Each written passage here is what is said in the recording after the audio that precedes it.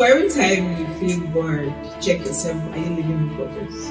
Because bored? Yes, if you're living in purpose, you'll be busy. Are you serious? You're going to be busy pursuing purpose because there's a lot to be done. Can you define boredom? What are they? So purposeful living is basically, having somebody going in the right direction with the right speed and at the right time. Let me ask you, when you started this podcast, did you have any resources? I legit thought that I had the funds to do it. When we started.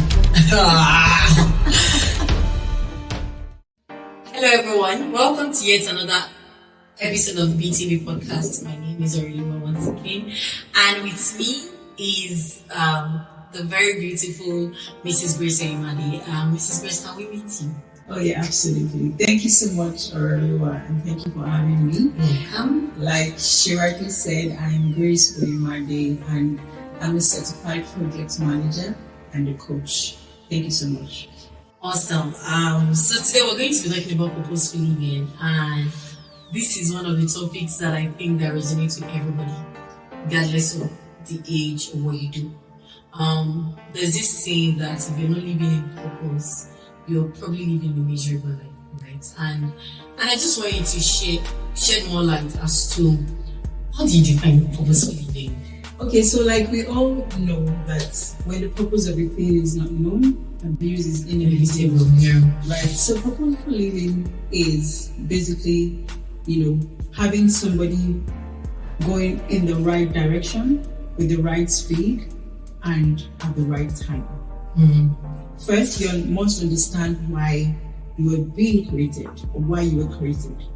When you understand why you were created, you will understand how to bring systems in place, create, platforms for yourself, and also prioritizing your decisions and circles, right? So when you understand your purpose, you can now begin to talk about purposeful living. So first, understand why you were created. Just like if you get a new, item, you need to look through the manual to see why, to understand how this is being used, right? So when you understand the purpose, you would understand how to use that particular item.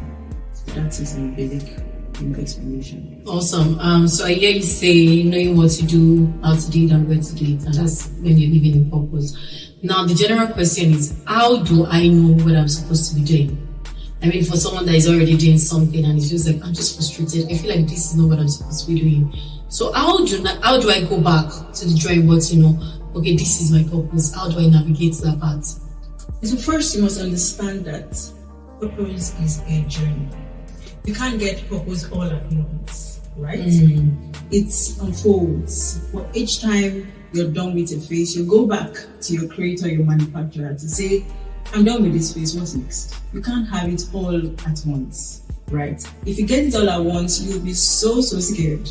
You won't even know where and how to start. So understand that purpose is a journey. It gets unfolds each time. It will always have to bring you back to your creator to say, okay, so this part, I understood it, I'm back, I'm done, and then you go back.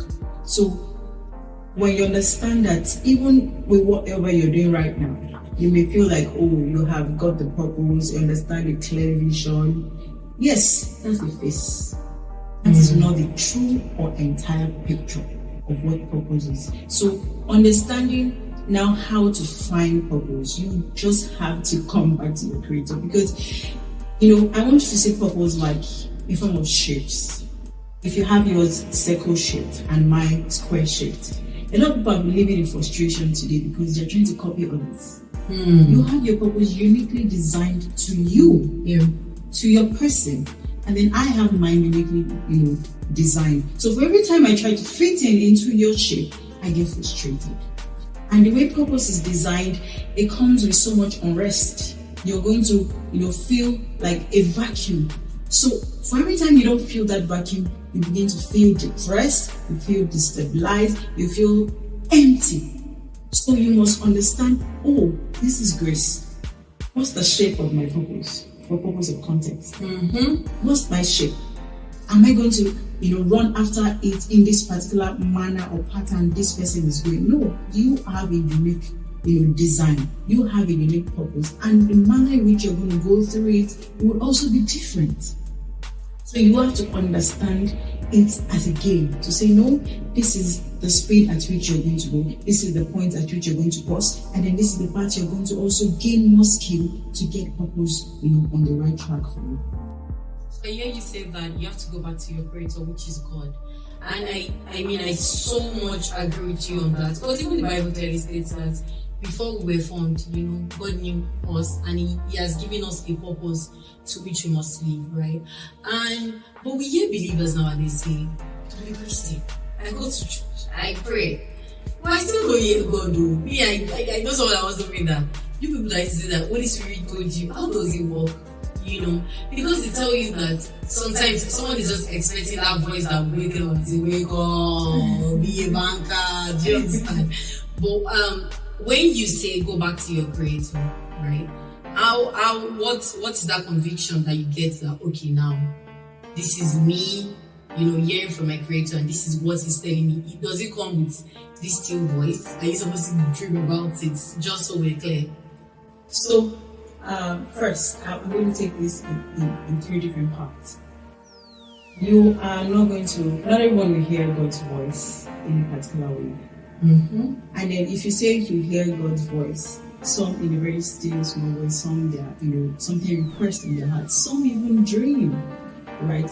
They sleep, they fall into trance, whichever way God speaks to you. So if God is speaking to you in a particular way, He will come to the matter of purpose and give you a different pattern. It's that same way He's been speaking to you. So it means that beforehand you have to have like a relationship Exactly. with God. Exactly. So you need to, just like you have friends, if you don't understand your friend, if you don't understand the boundaries, if you don't understand how that friendship should go, you're going to have conflict every time. There's going to be a disconnect. So for every time, this is God, this is me. He created me. That means I have a duty to always run back to say, I am the created. Teach me how to follow. Right? So I won't tell you you're going to hear a still small voice, a loud voice. God will speak to you in the way He has been speaking to you on little matters, on those small matters. And I don't want you to see purpose as, as the very big thing that it must come in a very big way. Exactly. Some look like they're not attractive. Yes. Do you know purpose can be as minute as you encouraging people in a circle? So let me use this example. Usually I send Monday messages to people, and do you know that through this Monday, encouraging messages on WhatsApp, to be precise, that's a smaller platform, right? I've had people reach out to say, I was down, the message helped me. The days that I didn't send it, in that period, I think I got my phone missing, and person reached out, how was I supposed to start my week? I didn't get the starter for the week. This is just few lines, and it just comes weekly, every Monday. Right? Some people say, oh, that's my devotion. Like, this is not supposed to be devotion, but they want to be encouragement. It's me fulfilling purpose in my small way. And the question is, will God accept it? It is you looking at it as little. Yeah. God accepts it in whatever measure that you think it is. And I think the problem with us nowadays is we expect that purpose is you getting into Forbes list. It has to be something, great. And like you said, it depends on the way you've been communicating with your creator, and nowadays what we have is people, practicing religion. When they need the pastor to speak to God on their behalf, and in that order. So I think this doesn't make sense. So I was going to ask, so what happens to someone that is in his 40s or 40s? And she's saying, so I'm stuck with this career path. I know that I'm not fulfilling purpose. I know that this is what I'm supposed to be doing, and I probably don't have the courage to start. It looks like who's going to listen to me, and I say this with all humility because I've been there, right? This podcast would have started like 3-4 years back, but I was just running away from it because it just felt like I want my personal space, I want my private life. and all of those things. So what happens to that person that says, no, I'm far gone in this career. I've invested 10 years of my life in this career, but now I know what I'm supposed to be doing, and I cannot just let go of 10, 15 years of my life because I'm seeking, purpose, and I do not even have the resources to fund that purpose. If, how does that person navigate, in that kind of situation? Okay, so someone that's 40, 50, 60 is never too late to start. Yeah. Just make sure that you understand that you are in God's will, right? You that purpose that was uniquely made for you, you are aligned. So many people there's so much speed in the wrong direction. And then you look at them and they, I wish I was this person. Those are distractions, and distractions are like assassins. They will get you off the track. First, the reason you're feeling down is because you're already in that, you're already bottled in that, you're stuck in comparison. You're getting distracted. If you have to come up with a career switch, if that has to happen, can you trust God? It's possible you've been on so much speed in the wrong direction years back, but now you're beginning to have a sense of realignment. And God is a God of time. He will get you, back with speed, with alignment, and the resources that you need will be available. So you need to be sure that the career switch is in line with the purpose of God, right? And once you have that clear, just be at rest. So what if you're in a situation where you cannot fund that purpose? What do you do? So when there's a vision, it's provision. So how vision is vision? Let me ask you, when you started this podcast, did you have all the resources? I legit thought that I had the funds to do it. When we started, there were days that I would come into the studio space and I would cry. Like, there was just something happening, but God came true. That would be it. I cannot even say that I was ready. I thought I was ready. In between, I realized I was not even 10% ready. So yes, I'm a testimony to that. God came true. God came true. So, we can learn from a very good host.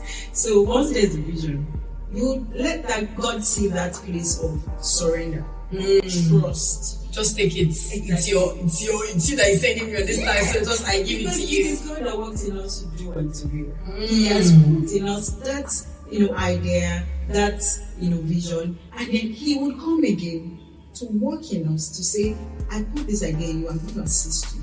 And He would even raise people. Exactly. So you need to take that first move. If you don't move, God is that factor that will not change. He's been seated waiting for you. Yeah. When you're ready, let me know. Then He holds your hand. Yeah, my spiritual father would always say that God goes with the led. The most important thing is who is leading you. Is it you leading yourself, or you letting God take the wheel? You just be having a smooth ride. Exactly. True. Whenever you say God doesn't call you qualified, yeah, right? He knows that you're not the richest, you're not the best, you're not maybe eloquent in speech or fluent, but God is still calling you to say, "Come, I'll help you." So you must understand that even this purpose thing is not even first about you. It's about God. So you're more like God is using you as a vessel to fulfill His purpose. So when you run back to the Creator that's put the idea in you, because if you feel like you sat down and then you just came up with the idea, no, it was God. Trying to breathe through you or in you to say, come to life. I want to birth something. And then it comes alive, and then you begin to follow every step. So the moment you get distracted, it's an assassin knocking on the door. Don't get distracted. Don't compare. Whoever that has gone way ahead, just let them be, right? And another thing I wanted to mention is, if there's someone that maybe you always listen to or you look up to, and each time you listen to them, there's something getting you connected and attracted. Try to learn. You don't have to, you can learn virtually different ways. Try to pay attention. So even in this journey of purpose, there's some skills that are needed. If it's listening skills, you have to brush it up. If it's your character, then you have to. There's so many things that are happening to you. You know, it's like a process that you need to trust God. So many skills will be brushed up. So many things. You will see that you're getting even transformed, even in this journey of purpose. So it's not just all about you. Exactly. Awesome. So, I mean, you know that there's this saying that a lot of children at a very tender age, they start exhibiting a lot of things, and it's important for parents to be on the lookout for these things, because most times their purpose isn't even perfect from that thing that they enjoy doing, that thing that gives them so much happiness, even if it looks stressful, you know. So I just wanted us to be sure. Most times, can we say that our passion, things that we're passionate about, do they, you know, substitute purpose sometimes? They will complement each other. Complement. Exactly. So, passion, look at it in the sense of you being excited about what you have. You can be in line with purpose and you're just doing it because God said it's your purpose and you're not excited about it, you're not passionate, you're not carrying it on your head, you're not deliberate. So the place of deliberation or being deliberate, you know, is saying, regardless of the conflict, because believe me, there are going to be conflict, you'll be misunderstood, people would want to, you know, just distract you. You have to make up your mind to say, I need to deliberate. And then I'm going to carry. Have you seen some people advertising their product? And you're like, is it more than this product? They're passionate. So when you understand the purpose, carry it on your head. Be passionate about it. Be excited. Be deliberate to say, no, I'm all out for this. Right? So I would say it is soft to rather Compliments. That makes a lot of sense. Well, so I just want to add one more thing, right? Do you know, even as a parent, so many parents have misled their kids in terms of purpose.